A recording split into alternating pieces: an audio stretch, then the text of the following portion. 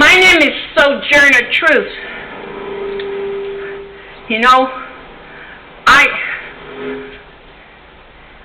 was up in heaven, and the doorbell rang. I went to the door, and there was a messenger from God, and he said, God said for you to come quick. So I went, and God said to me, I want you to go down on earth this morning because Reverend Eleanor at the Unity Church is sick. And she asked Sylvia Walker to do the sermon. And Sylvia is down on her knees praying for help.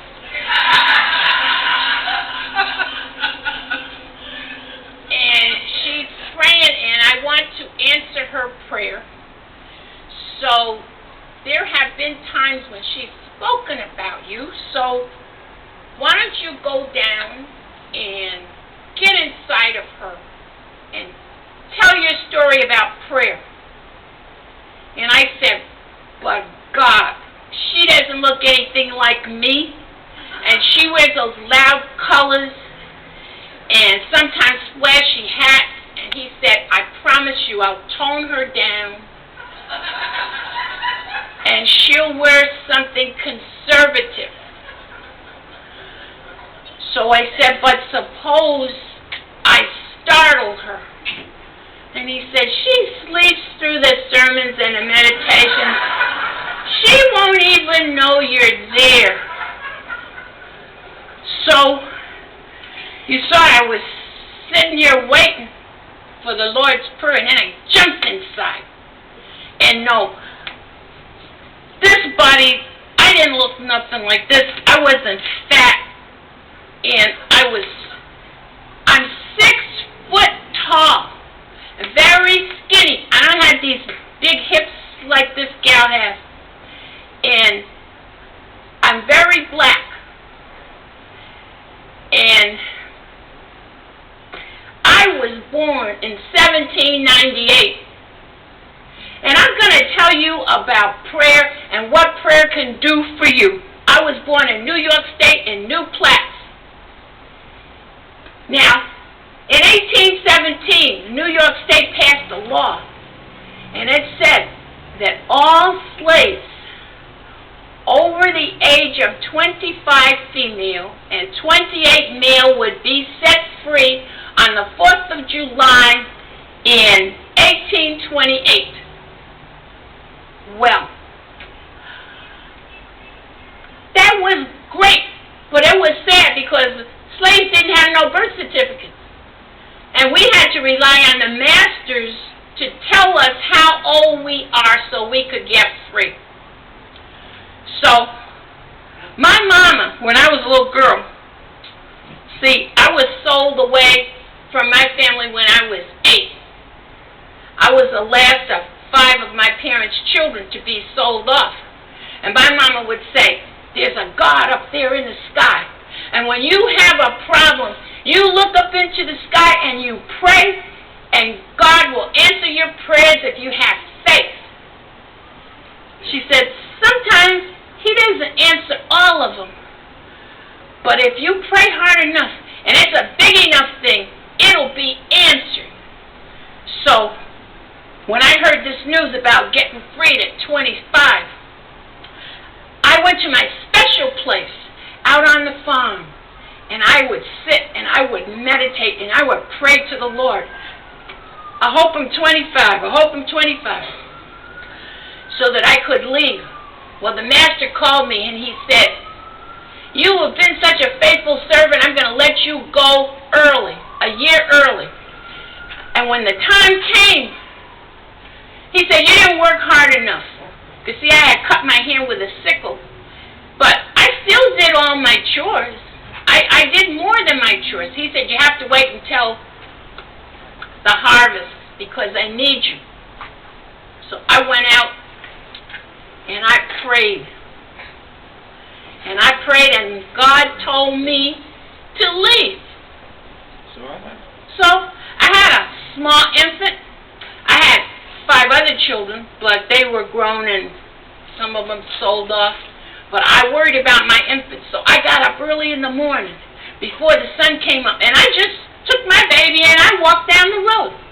And I came to some Quaker's house, and those Quakers, they were nice people, and they took me in. Well, then the master came with the horse and wagon, and he stood out there and he hollered, "Isabella! Isabella!" Because Isabella was my name. Isabella Dumont. See, the slaves took the name of their masters, so I was Dumont. I can't tell you how many names, because I was sold off long before this rule came. He called me, and the Quaker man, he went out and he said, "She's not coming out." He said, "Get her out here." Well, I was inside praying, and I went outside and I said, "I'm not getting in that wagon." He said, "Get in this wagon." I said, "The Lord told me I didn't have to go, and I'm not going." And do you know what?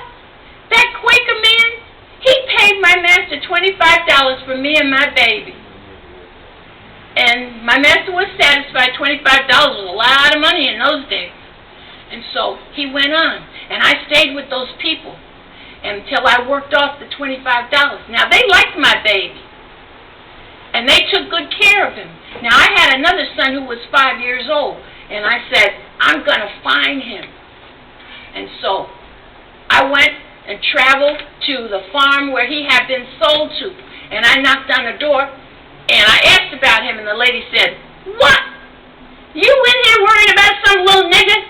He's off in Kentucky with my daughter. He's her lap slave, and she got married and he's gone." Well, there was also a law that said it was against the law for a master to sell his slave across the state line in order to avoid setting them free. So I prayed. I went in my little corner, and I prayed, and I talked to God, and God talked to me, and God said, "Go to the courthouse." You know, slaves couldn't go to the courthouse. Women didn't even go to the courthouse. And so I went, and I stood there. I didn't have shoes on my feet. You know, I didn't have shoes in New York State until I was 28 years old. And I stood there in the courthouse, and I asked for help. And somebody said, "Oh, there's a lawyer down the street. He'll help you." And he did. And he took my case, and we went to court, and the judge gave me back my son. Prayer works. I got my son, and we went to New York City, and somebody took him and put him into a boarding school where he learned how to be a seaman. And later on, he went off to sea as a cabin boy. But they didn't have a whole lot of rules on those ships, and I never ever saw my son again. But what I did was, I joined a church. See, I didn't know nothing about Jesus. I just knew about God. So I was passing this church, and people were singing and shouting, and so I went in. They were beating on the tambourine, and on Monday, they would go in the red light district, and they would try and get them gals to do good and to come to church. Well, eventually, they got them. They would come to church on Sunday, and they'd be hanging out the window on Monday.